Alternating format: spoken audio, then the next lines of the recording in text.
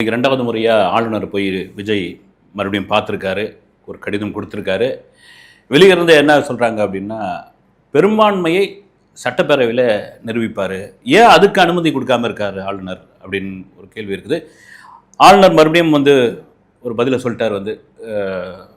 பெரும்பான்மை அதாவது 35% இவங்க வாக்கு வாங்கியிருக்காங்க, 118 இடம் 118 சீட்டு அப்படின்ற கடிதத்தை கொடுத்துட்டா அவங்க பெரும்பான்மையை நிரூபிச்சுக்கிட்டோம், சட்டப்பேரவை நடத்திக்கிட்டோம் அப்படின்னு ஒரு விளக்கம் இருக்குது. இல்லைங்க, விஜய் சிஎம்ஏ ஆக முடியாது, ரொம்ப கஷ்டம், இது வழக்கமாக இருக்கும். இதுக்கு என்னன்னா, விஜய் பற்றியான தகவல்கள் அப்படின்னு ஒன்று இருக்குல்ல, அது பாட்டு போய்கிட்டே இருக்குது.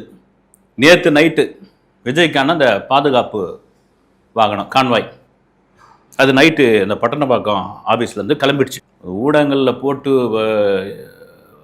வைரலாக்கி சோஷியல் மீடியாவில் போட்டு ஒரே இரவில் கான்வாயெல்லாம் வாபஸ் பெறப்பெற்றது, விஜய்கிட்ட இருந்து திரும்ப போயிடுச்சு. அது இந்த பாதுகாப்பு அலுவலகத்துக்கு எடுத்துமே நிறுத்திட்டாங்க, அதை இனிமேல்லாம் கொடுக்க முடியாது, விஜயோடைய நிலைமை என்ன ஆகும், கேள்விக்குறி தான், ஐயோ ஆச்சா போச்சா அப்படி இப்படின்னு நேற்று இது ஒரு பெரிய வைரலாகி நேஷனல் ஊடகங்கள் வரைக்கும் எடுத்து போட்டுக்கிட்டு இருக்காங்க.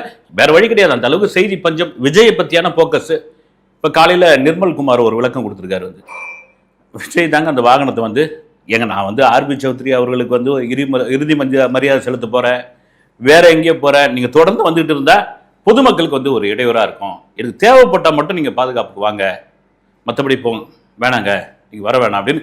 இது நான் பெருமைக்காக சொல்ல, இது விஜயோட இயல்பான ஒரு குணம். ஒரு சினிமா நடிகராக இருக்கும்போதே பெரிய பந்தாலாம் பண்ணக்கூடிய ஆள் கிடையாது. அதுதான் விஜய்க்கு பெரிய ப்ளஸ்ஸாக இருந்தது. ஏன்னா நான் தகவல் சொல்லி ஆகிறதுக்காக அப்போல்லாம் ப்ரெஸ் மீட் நடக்கும்போது பார்த்தீங்கன்னா, சாதாரண ஒரு காலர் வைக்காத ஒரு பனியனோடு உட்காந்து பேசிக்கிட்டு இருப்பாங்க. இதெல்லாம் ஒரு எளிமையோடைய உச்சம் தான். அப்படி இருக்கும்போது அந்த கான்வாயினால் மற்றவங்களுக்கு தொந்தரவு, முன்னும் பின்னும் ஊயின்னு போயின்னு இருக்கும்போது, ஒரு துக்க வீட்டுக்கு போகிறோம், அங்கே ஒரு பெரிய தொந்தரவாக மாறுது. ரைட்டு, எனக்கு தேவைப்படுது, கவர்னர் மாளிகைக்கு போகிறேன், வேறு எங்கேயாவது போகிறேன் அப்படின்னா நீங்கள் கொடுங்க, மற்றபடி இல்லை.